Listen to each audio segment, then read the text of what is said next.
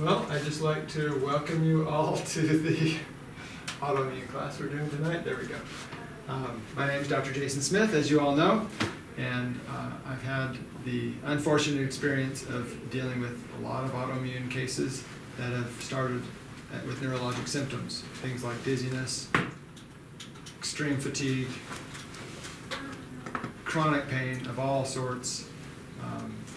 And so I've had to learn a lot about autoimmunity. So what I've put together is some of my recent coursework that I've done. I thought, I got to share this with my patients, so I want to share it with you guys tonight. So I know you guys have lots of reasons for being here, and since we're on the camera, I'm not going to make you tell me, but I know all of your stories. And probably the most shocking thing about autoimmunity is some of the statistics. And I'm not going to be reading all these slides, but they'll be, when we share this with patients and you guys in the future, I'll share with these slides with you so you don't have to write everything down. I'll just share them with you. So one thing that's really disturbing is about 1 out of 12 women, and I even read a statistic recently that's 1 out of 9 women and 1 out of 12 men are diagnosed with autoimmune disease. And if we look at the amount of people diagnosed with autoimmune disease in the country, there's about 50 million. And there's only about 12 million of stroke and maybe 9 million of heart disease, or maybe those numbers are mixed around. But like 31 million have heart disease and strokes, which are the #1 killers of people in our country today. How many people in this country? You guys know the number? About 330 million. Okay, so when we say 50 million people have autoimmune disease, it's a lot. Mm-hmm. Lots of people are having autoimmune disease, and it's becoming more and more rampant. So in conventional healthcare, it's a little difficult if you have an autoimmune disease and you want to get treated. So this sort of makes sense. Everything's normal. You're the picture of health according to your labs. But look at her. Does she look normal? Doesn't feel normal? Doesn't look normal? She probably doesn't act normal. And a lot of times in conventional healthcare, you don't get, it's almost like you get looked down upon if you have an autoimmune disease because they can't always figure it out. So one thing you need to know, if you can just remember one thing about autoimmunity, is there's 3 phases. So you start out in stage 1, which is what's called silent autoimmunity. Silent autoimmunity, there's no symptoms. You don't really know you have it. But then when it progresses for a while, you have something called autoimmune reactivity. You can have some symptoms, but you're not going to have a lot of tissue damage. And when you get to stage 3 with autoimmune disease, you'll have actual destruction of tissue. And we'll talk about how that destruction happens in just a minute. But does that make sense? So with stage 1, 2, and 3, you have 3 commonalities. It's the same commonality. You have elevated antibodies. And we'll talk about what antibodies are in just a second. But with elevated antibodies, you can measure these on blood work. And antibodies are usually specific to a tissue. So our immune system decides to attack a certain tissue. It's like if you get a virus and your immune system revs up and goes to attack that tissue, but then it decides to attack all the other tissue around it and destroys all that tissue as well.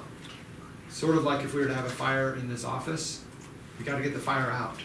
Fire department comes, they spray, they have their axes, and they just break everything apart, get in, blast it with water everywhere and chemicals, and then you're like left with a mess afterwards, right? So what you want to do if you're having a fire, you need the fire department, but you don't want the fire department always coming over every day to spray your house down just to prevent you from having a fire, right? You're going to have a mess all the time. And once the fire's over and the damage is done, then you have to rebuild. And the immune system is important for putting the fire out. It's also important for rebuilding. What are the 2 things the immune system does? Fight illnesses. Fight infection and repair trauma, tissue damage. So those are what the immune system does for us. And if you don't have a healthy immune system, or you have an overabundant, too much immune activity, you're going to have trouble. So what are the differences in these 3 stages of autoimmunity? The first stage, silent. You don't know you have it. Are the antibodies elevated in silent immunity? Yes, they're elevated. but you usually don't know to test for them because you have no symptoms. Then you get to stage 2, and you start to have some symptoms. Maybe you think it'll just go away on its own. But what happens is the antibodies are elevated. You don't have tissue destruction, but you do have antibodies that are going on, and you're starting to have symptoms. 3rd stage, elevated antibodies for sure. Remember, all 3 have elevated antibodies, and then your symptoms become more severe, and then you have tissue destruction that you can measure. Probably the most common, 3 or 4 most common autoimmune diseases in the United States: rheumatoid arthritis, celiac disease, MS. Those are some of the big ones. There's others that are common as well. Sjogren's syndrome, which is dry eyes, and there's lupus. It's really common. But the symptoms can be very, very deceptive on how they appear. So there's a lot of obstacles when you're trying to diagnose. And the thing that I've realized with treating autoimmune cases is every single autoimmune disease every patient is different. Even 2 patients with the exact same disease don't present the same way. And everyone has their own unique fingerprint. You guys ever played with those Rubik's Cubes? I love to solve those things. Maybe that's why I'm doing what I do, because every case is like a Rubik's Cube.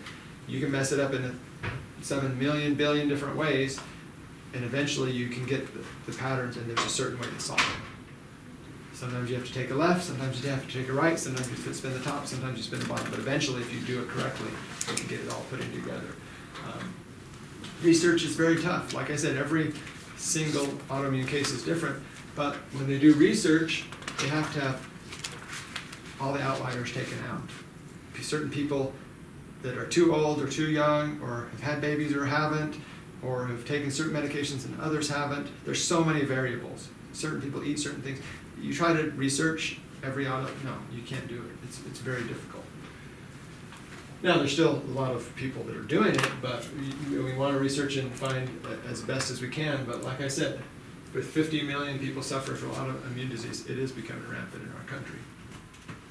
So what is the difference in the cost versus autoimmune disease compared to cancer? $100 billion in treating autoimmune disease. Cancer has affected a lot of people, and a lot of people die from it. It's only in the 50 billion range. It's about 50% less impact financially on our country. So here's a few more statistics. So, do you remember 50 million Americans with autoimmune disease, $591 million spent on research? Do they spend more on cancer or on autoimmune disease? Cancer. Yeah. And the cost to treat cancer are still less than the cost to treat autoimmune disease. And then the #1 most common topic for people calling the National Women's Health Information Center is autoimmune disease. They want to know about it. Lots and lots and lots of people want to learn about it. So I have some good news for you. Autoimmunity is incurable. It's not good news. We'll talk towards the end about what our goal is with every autoimmune case. It's basically to get you into remission. I've had people argue with me, oh, I had this and this autoimmune disease and I got cured. Great, your symptoms are in remission. You're never cured from autoimmune disease. Your immune system is too smart. It will find a way to go it around eventually. And what we want to do is manage the relapses that you have and minimize them. And if you have a relapse, we want to get you out of that flare-up as quick as possible, and then have your remission go as long as you can. So what's your clinical goals? Well, we got to improve the individual's diet. We have to improve your nutritional status so you have the best chance, the optimal chance of healing. And then we have to support your function so you have the most resilient, flexible brain that you can have. Because your brain can heal from almost anything. Your immune system can heal almost anything. I mean, have you heard of crazy people with burns over 98% of their body and they still survive? It's because the brain's resilient. They were able to battle infection, battle massive tissue damage, amazing emergency medical care to keep these people alive, and they can have very productive lives. And there's a gentleman in town, in just my town here, I won't mention his name because I don't have permission, but severe burns, and he became a professional public speaker, and he's made a lot of impact and inspired a lot of people. So, You guys thought you were going to school? Maybe you thought you were done with school. We're going to talk briefly about basic immunology. So in the immune system, there's basically two types of immune reactions that we can have. We have the innate immunity, which is our rapid response. When we first get an infection or first have an injury, that's the rapid response.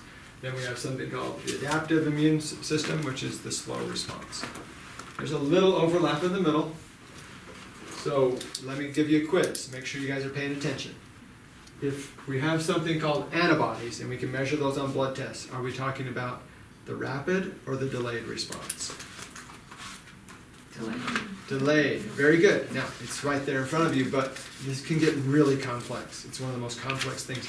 I was just telling my patient earlier, as I was preparing for this lecture, the neurologic system is much more comfortable to me than the immune system, because there's tracks and there's cells that go from here to there, and I can stimulate something, I know where it goes in the brain. But the immune system, it's like this, it's like everywhere. Like the glial cells in our brain make up like 90% of our brain mass. Maybe 10% is the canalized white matter, the gray matter, and everything we know. The glial cells support it all. So there's actually more glial cells than there are neurologic tracts, but the tracts are what we study in school. So have you guys heard of killer cells, macrophage, T cells?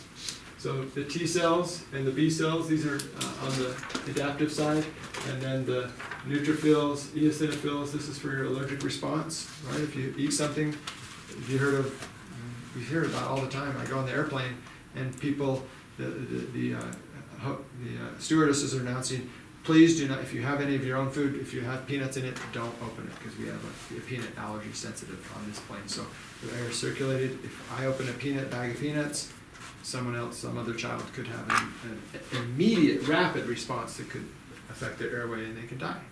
So those kind of acute allergies are rapid. Things where you have slow responses, and I'll show you a picture in just a second.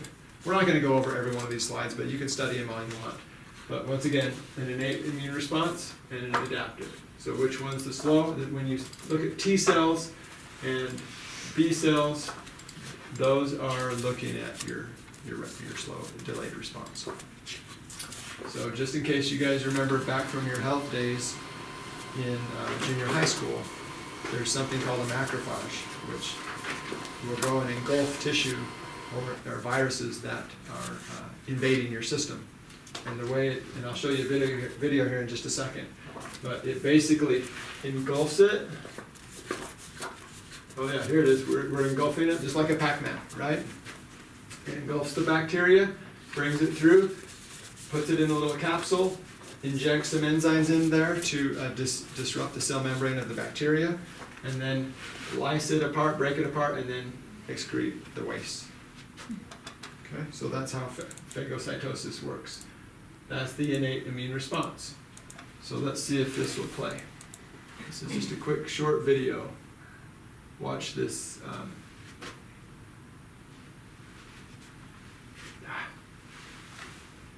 Play.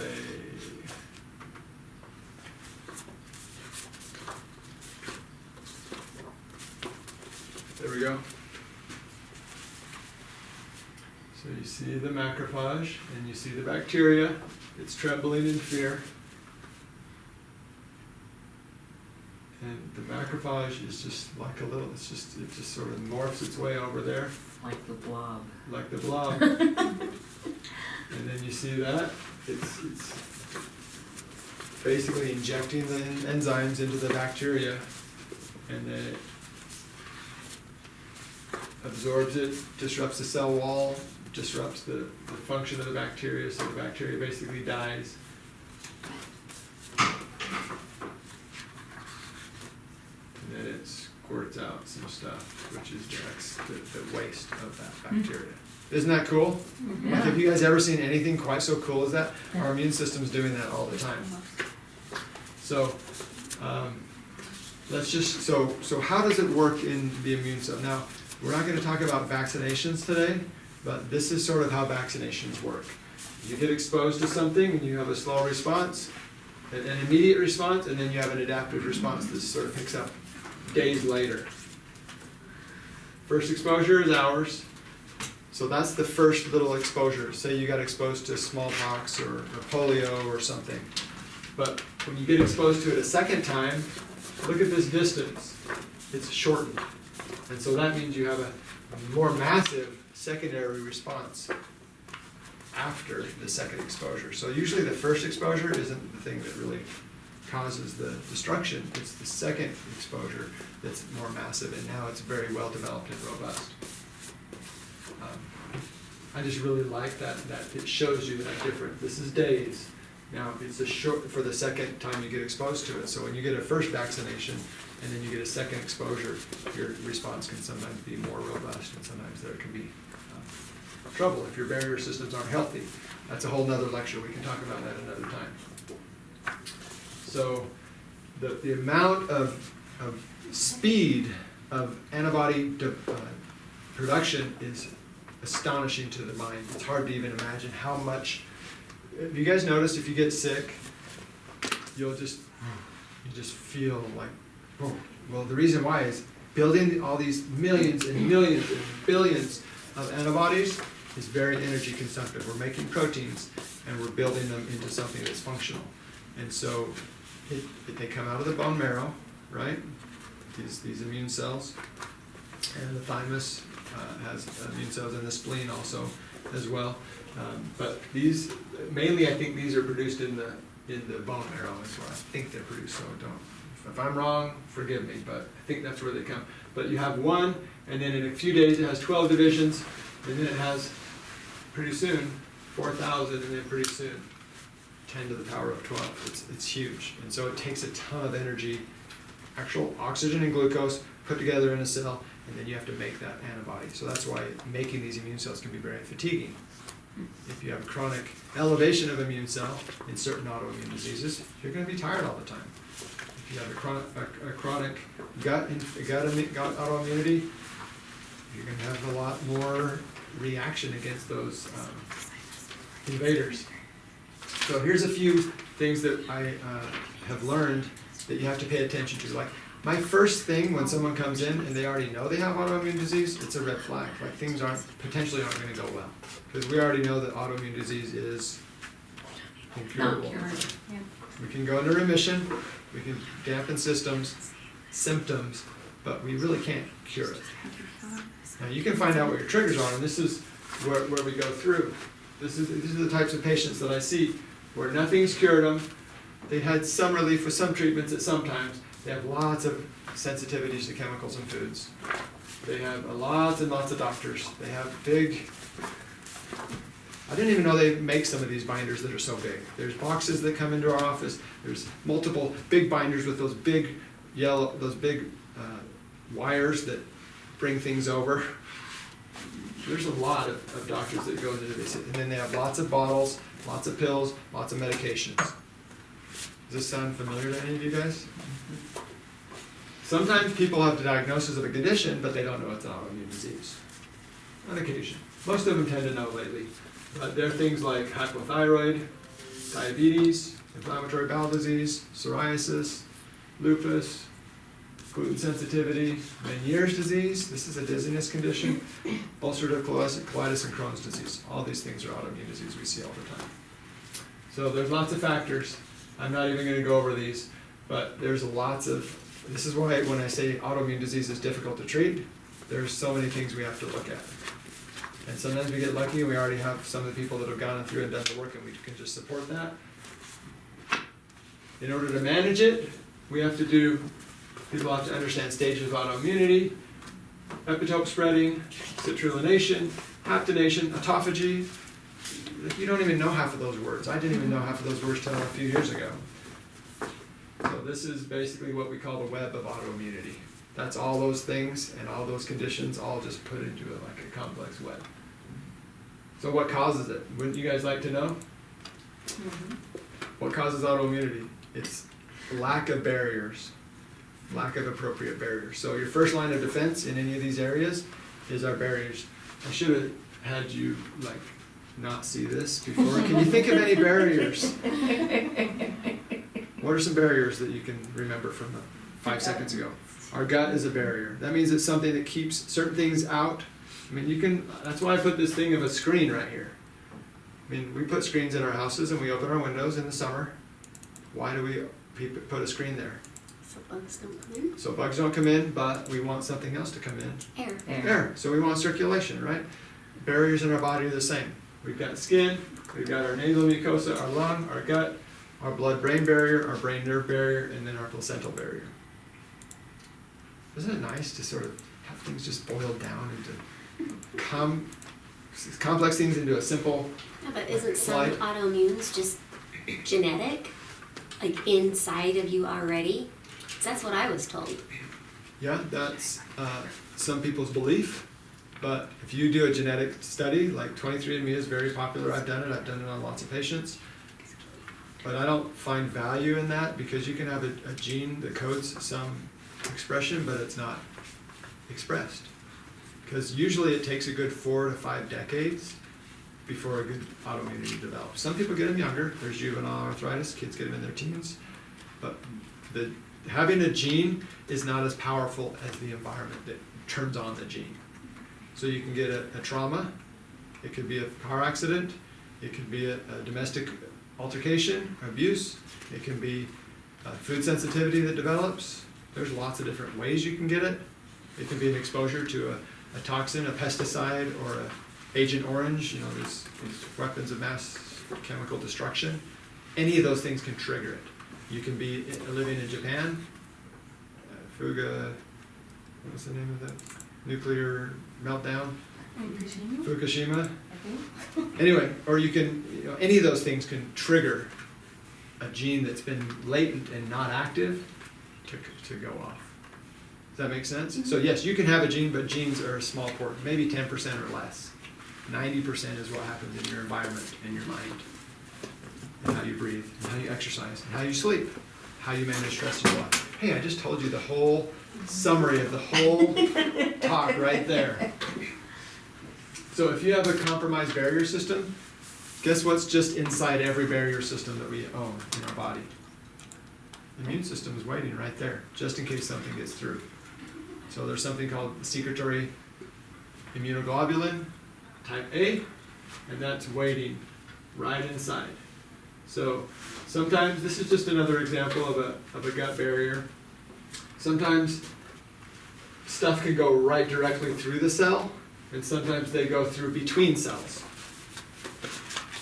There's complex studies that talk about what is one is more serious than the other, one is more difficult to treat than the other. But this is a blood-brain barrier. These are astrocytes in the blood, in the brain, and if you break down this barrier, these proteins can be measured in blood work, and you can see if you have a blood-brain barrier that's been broken down. So let me teach you if you had enough of the theory about it, let's talk about what we do to fix it. It's very simple.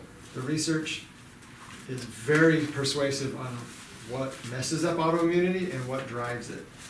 And if any of you guys have it, you know what I'm talking about. If you don't sleep properly, not just good quality sleep and enough time sleep, minimum 6 hours. If you don't sleep a minimum of 6 hours a night, good quality sleep, your autoimmunity is going to be perpetuated.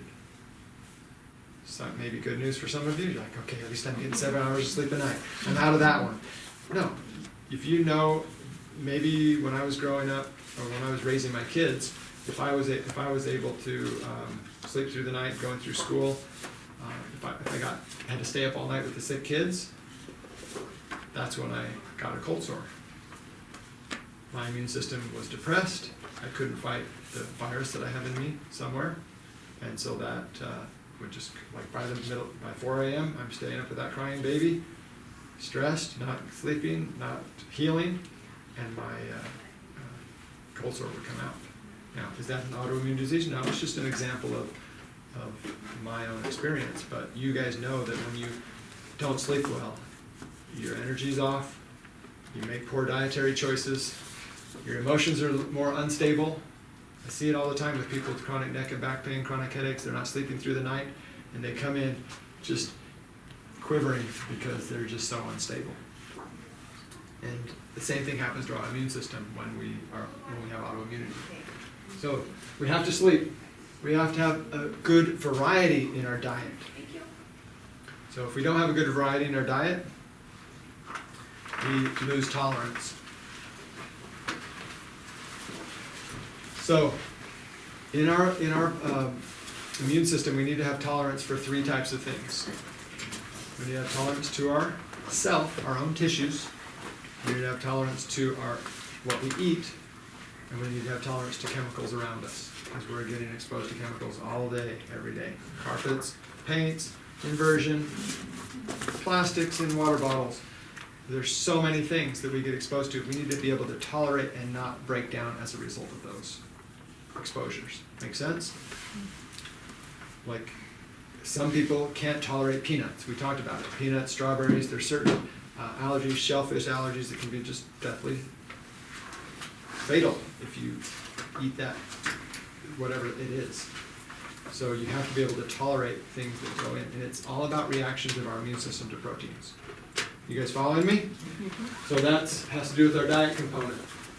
And then exercise. If I have to choose just one thing to tell people to do, you have to find a way to exercise.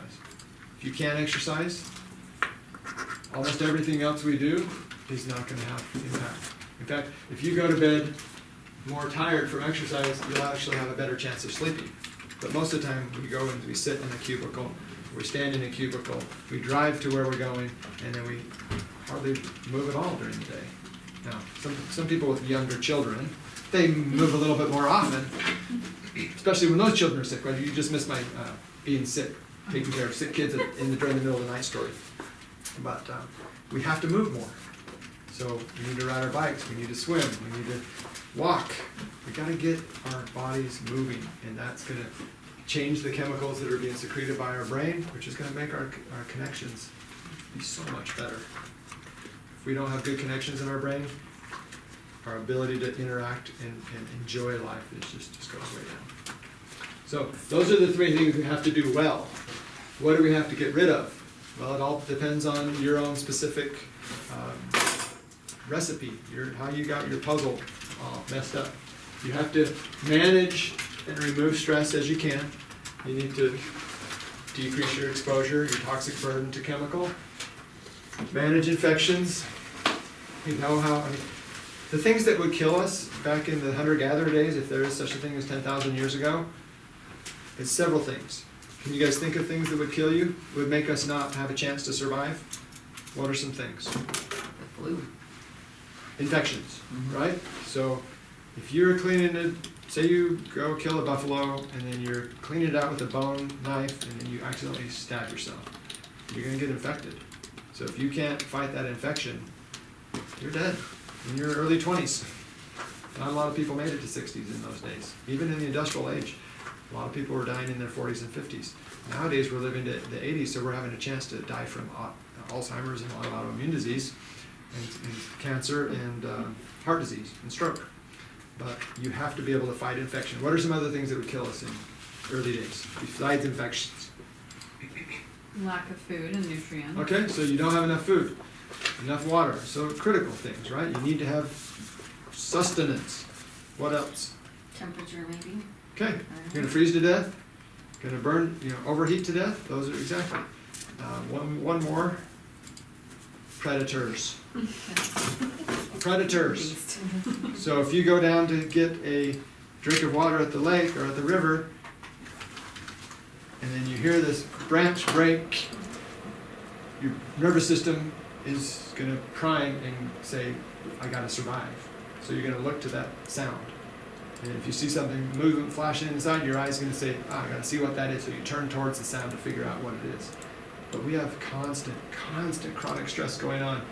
And then if you see something that's dangerous, like a bear, you might run away. And there, your hormones just accelerated and you just got out of the environment and you survived. And the next time you go to get a drink, you're always going to be sort of looking out and being careful. But we don't get to do that. If our boss gets mad at us, expects us to do too much work, too much time, too quickly, we don't have it. We just got to buckle down and just power through it. And we're stifling those physical ways that we dissipate the hormones of stress, adrenaline, epinephrine, where in cortisol is the chronic stress hormone. So we have buildup of all these sympathetic dominant chemicals that actually cause tissues to break down in a quicker fashion. So we have an immediate sympathetic response, which will then cause us to have an immune response, just as if we were getting attacked at the watering hole. So the area that controls all those different things we just talked about, hunger, thirst,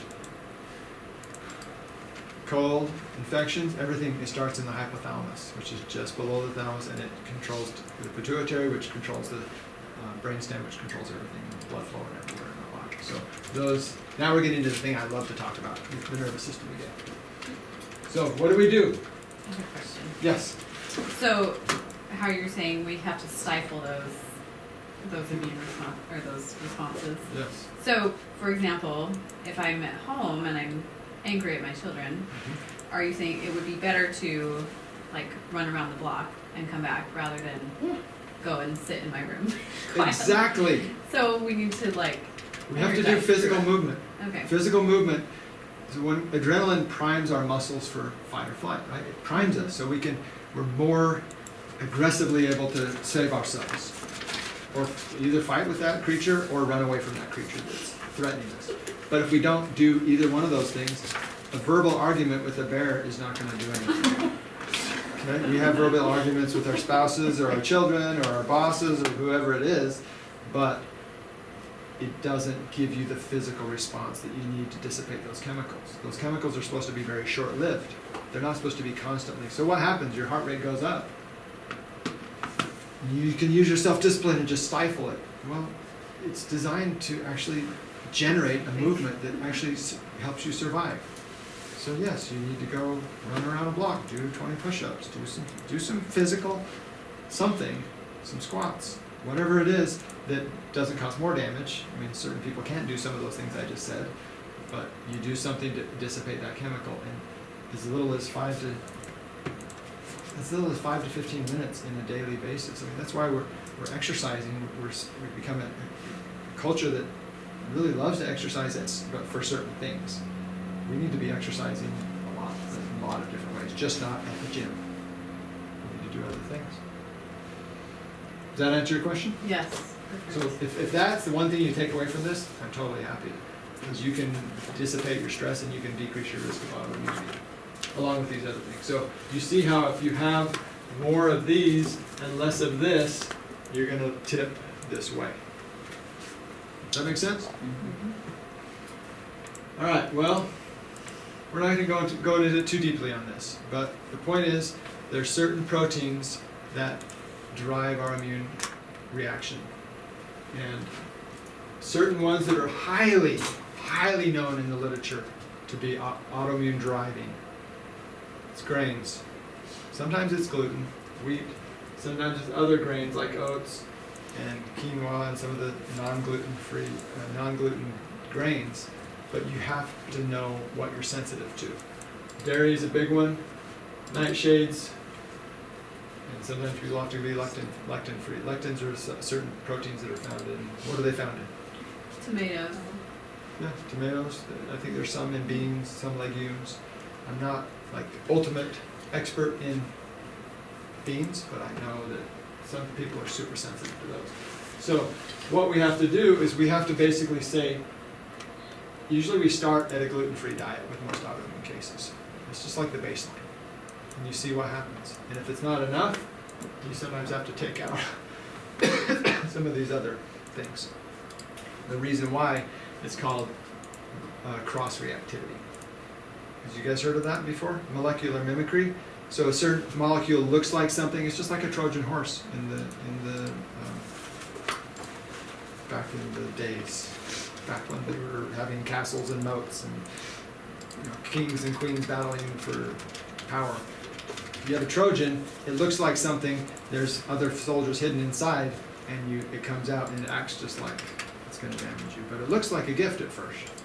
So dairy seems like it sometimes could be fine, but certain people have a gluten-ish reaction by consuming dairy. So if their immune system is just saying, this is just like a gluten protein, I'm just going to react as if it is. And then you have tissues in your body that also look like that gluten protein, like a pancreas cell, a thyroid tissue cell, maybe a joint cartilage cell, sometimes skin, and then the worst type of autoimmunity that I've seen is brain autoimmunity. That's something that's cross-reactive. So any of these things, and there's a long list. We'll talk more about it in a minute.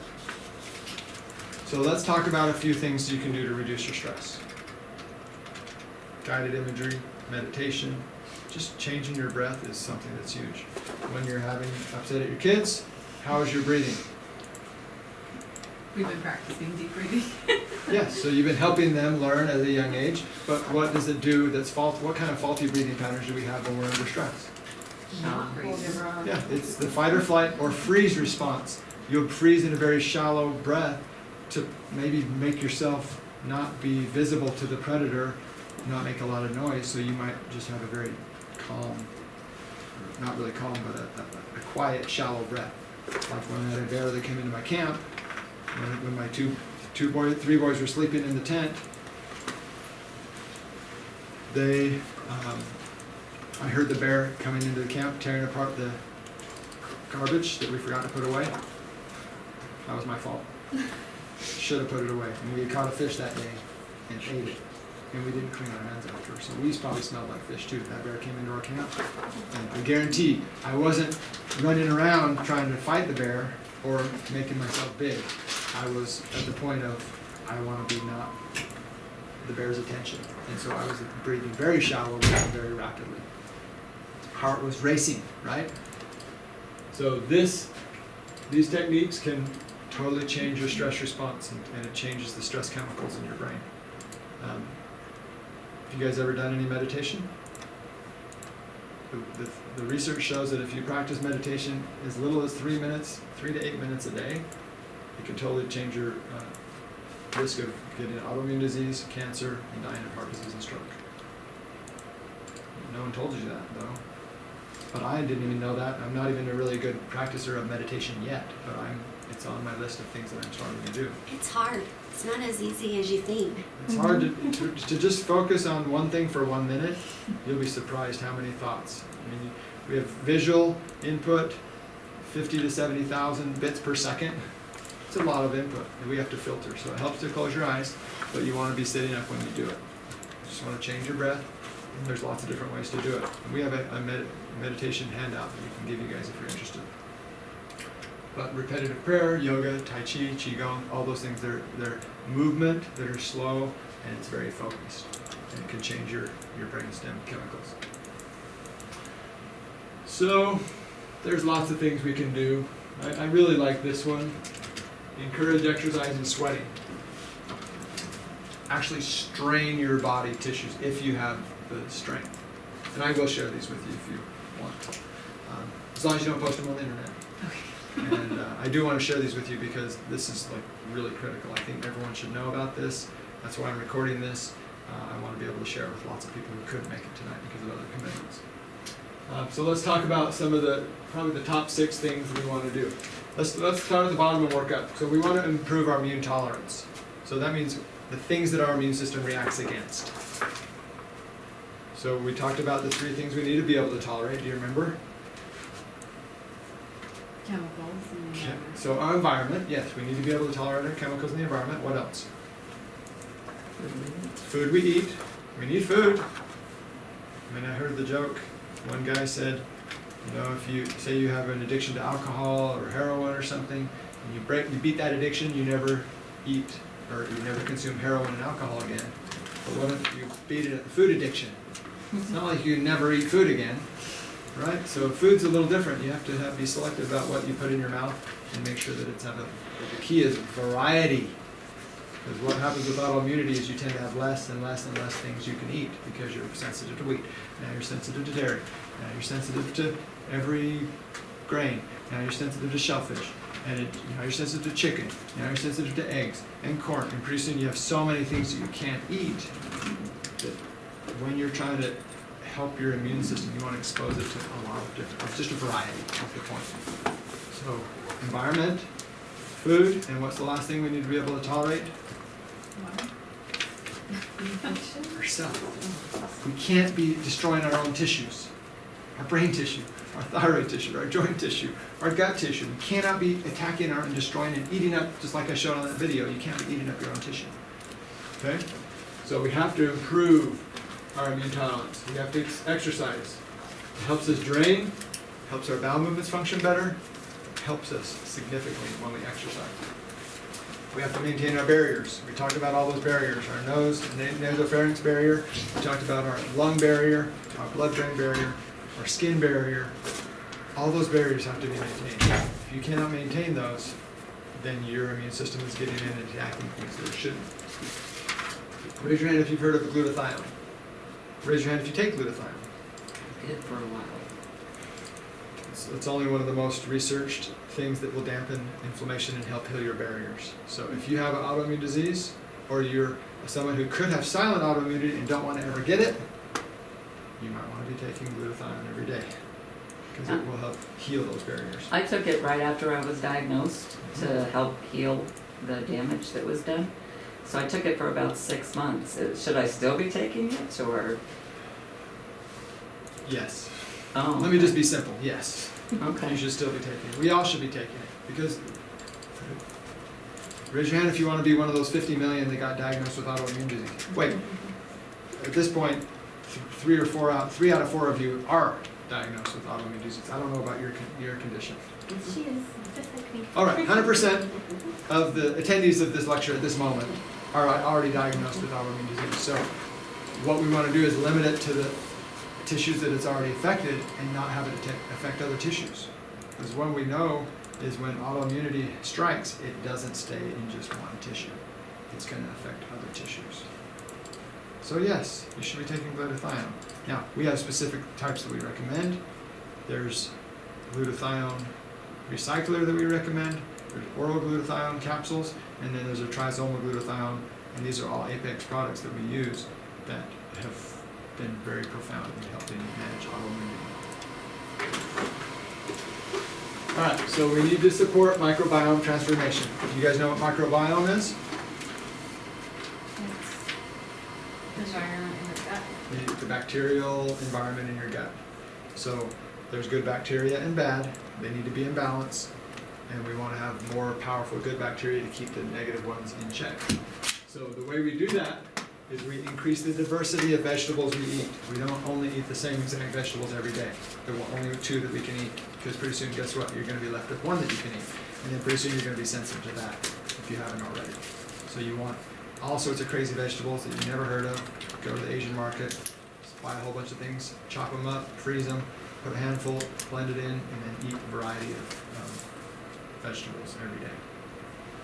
And why? Because we want these fibers. Why do we need the fibers? Because the fibers, when they ferment, they give our good bacteria fuel.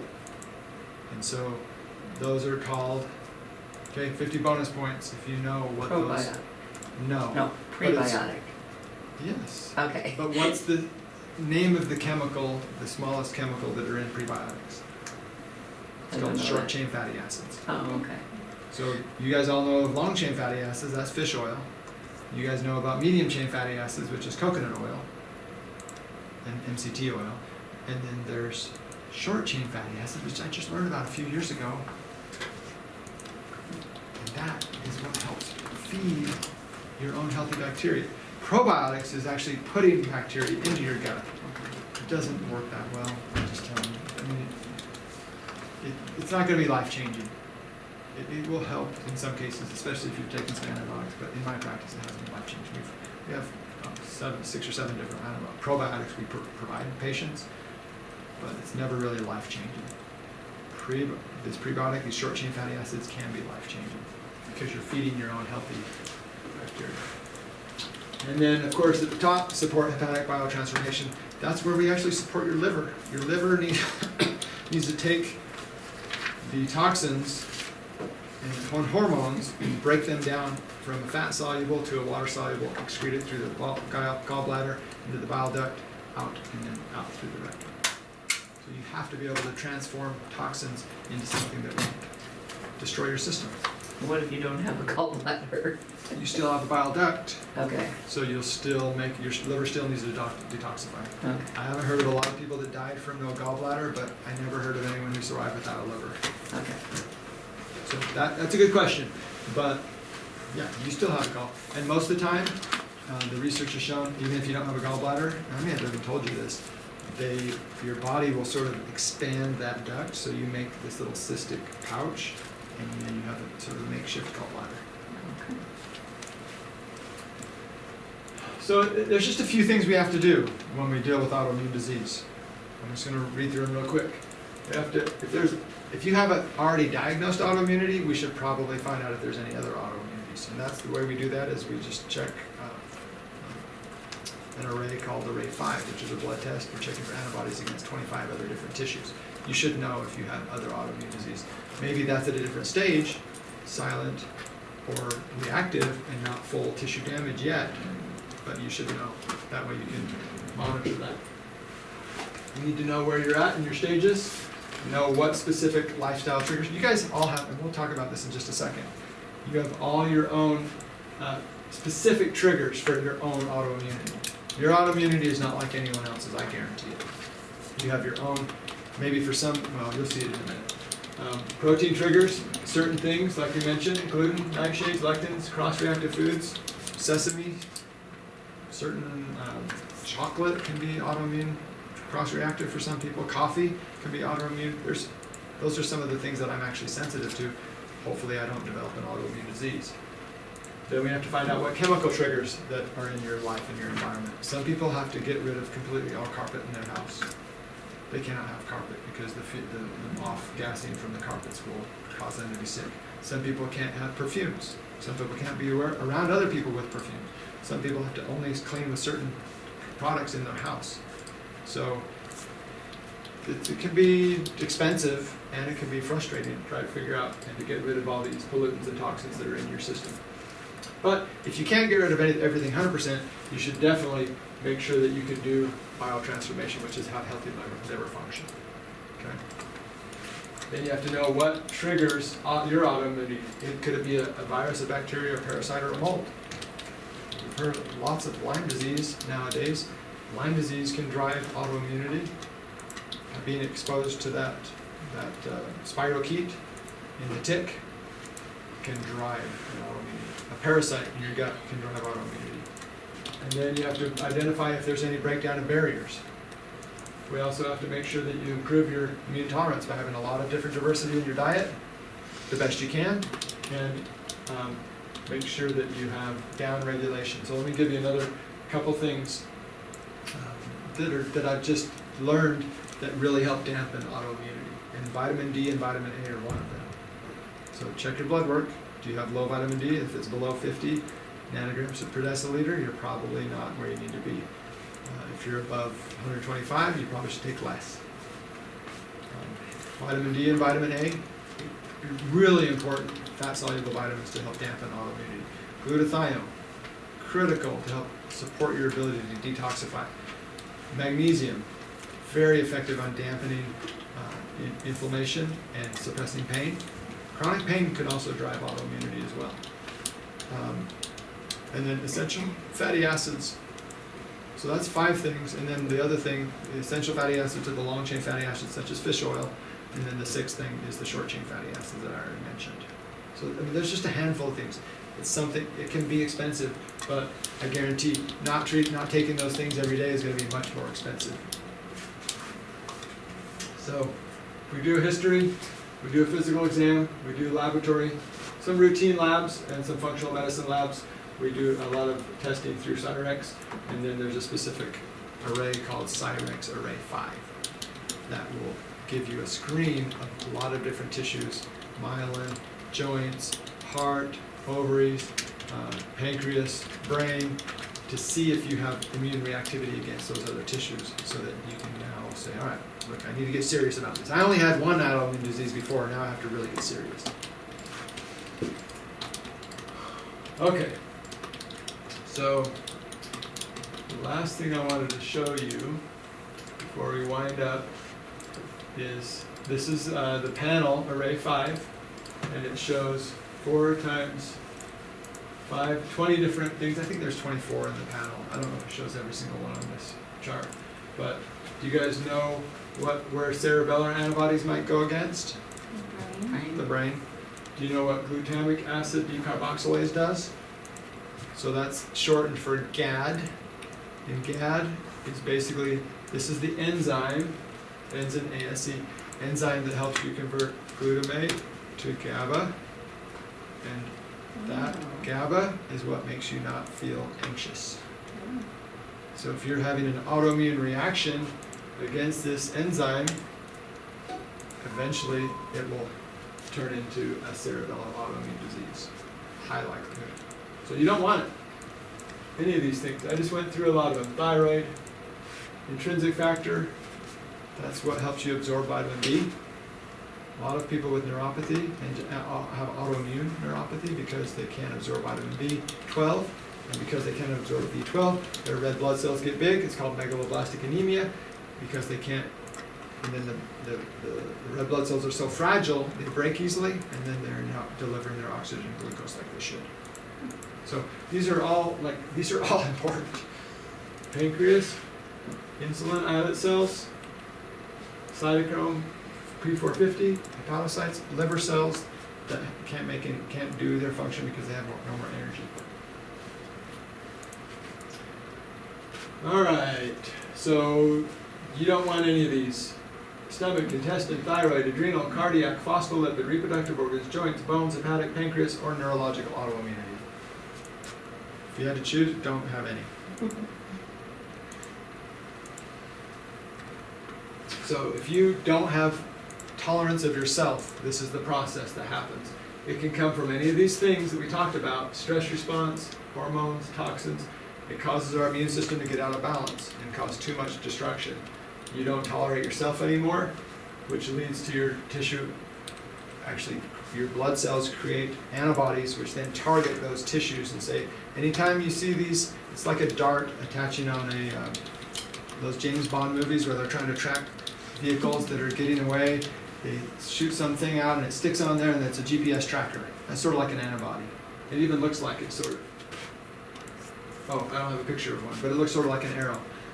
It tracks it, and then it finds it, and the next time you see that car come with that, you know that's the one you attack. That's the bad guy. So anything that has an antibody against it, that anytime the immune system, those little macrophages, finds it, antibody against it, we're going to destroy it. Digest it. You guys know what I mean, right? If you've had tissue damage. So it starts here, silent. Then it goes to reactive. And then it goes to full-blown autoimmune disease. You guys feeling like you're getting the feel for this a little better now? Is this the first time you've ever had it explained quite like this? Or you already know everything, Lisa? So, gastrointestinal has specific antibodies. This is powerful. Like, for you guys to understand this, it's not really curable. You're going in and out of relapse and remission. And you guys, if you've been through it, you know what I'm talking about. You have to manage your flare-ups. You have to have steps and strategies and tactics you can use to manage those flare-ups. You have to monitor the stages where you're at, understand which proteins trigger you, understand which chemicals trigger you, understand which bugs trigger you, and then stress can also trigger you just as bad as an infection can. So you have to be able to manage that. And the last one, you have your own personal recipe. You gotta like almost write it out. This is my recipe. So here's another model that I promised I'd show you about your relapse. Now you're in remission. Now you're relapsed. Oh, we got to manage this flare up. Oh, we're in remission. Relapse. So our goal is to have this remission be as long as possible with as minimal flare ups. All right. So chemicals, bugs, stress. So here's an example. I'll just finish with this last two examples and then we'll close. Here's a patient who has a personalized susceptibility and it's very unique. They got exposed to mold. As a child, they were exposed to cigarette smoke. They are a busy college student, undergraduate, or actually I think they were a graduate student. They were skipping meals all the time because they were too busy. And then when they were eating junk and eating lots of bread and milk, dairy, and then they didn't sleep very much. And they just happened to like some candy with a lot of red food coloring, and that was the perfect storm for this person to drive their autoimmunity. If you get rid of 5 of them, but not all, you don't manage that relapse. So you have to go deep sometimes, and you have to be like a detective to figure out what, and sometimes it's hard to be a detective because you eat something and then 4 days later you get a flare-up. It's not like you get it that day. Certain of you know that you eat one thing and that day you're going to be sick. Well, those are easy to figure out. But there's others that you eat a few days and a few days later you have a response. Or you get exposed and later you have a response. So one more example. We'll just use this one. All grains, gluten, every grain that you can think of, they're sensitive to everyone. And they had a virus. And when they get that virus to flare up, there it is. They got their perfect recipe, it's a perfect storm, and their life starts to unravel. And usually, like I said, how long does it take for a good autoimmune condition to really develop? How many decades? Is it 20, 30, 40? 4 to 5 decades for most people. Most people are diagnosed with autoimmunity in their 4th and 5th decade. Some people are younger. So that's the summary for my slideshow. What I'd recommend you do is look at your budget, ask about some of the things we have like glutathione and enterovite. Make sure you're taking your vitamin D and vitamin A every day and your fish oil every day. If you can't take fish oil, then talk to me. We'll talk to you about some strategies so we can help you improve your function so you can. Is krill oil okay? Krill oil is fine. It's not as good as fish oil, but it's, I mean, if you're taking it, go for it. There's so many different things. I don't think that one thing is going to change everything. You're not going to be that lucky. If you already have an autoimmune disease, you just don't want to roll the dice on that one. Take it if you like it. If you tolerate it, great. Add some of these other things that you haven't been doing and see if you can notice a difference in have less flare-ups. That was intense, right? That was a lot of material. So yeah, I would recommend that you guys all get on glutathione. Take it every day. There's some other anti-inflammatories that you should consider, but some people are sensitive to them, autoimmune. So vitamin D, vitamin A, the short-chain fatty acids, the long-chain fatty acids, the medium-chain triglycerides, the coconut oils. But some people are sensitive to coconut, so you have to make sure that you know what you're sensitive to. Well, how do you figure it out? If it is like 4 days later, you have the issue. You have to go on certain elimination diets, and you take a lot of things out. So, and then the other way to do it is you do these antibody testing. You can test like 300 foods, 200 or 300 foods, and it will tell you what you're reacting against right now. Oh, okay. But it doesn't mean you abandon everything off the list. You just sort of look at those things and, all right, I'm going to watch how I feel after a couple of these things that are on my potentially do not eat list. And if you notice that a few days later after you eat it, then that would be something that gives you a symptom that's driving your autoimmunity, so take it out. Okay. But you want to have a lot of diversity. So I have nothing to sell you guys tonight unless you want to buy some glutathione, but I don't even know if I think we're selling out of it. Do we have any left? We just got our shipment today. So we do have some glutathione if you want to buy some. But if not, we'll let you guys go. Thank you. Thanks. See you later.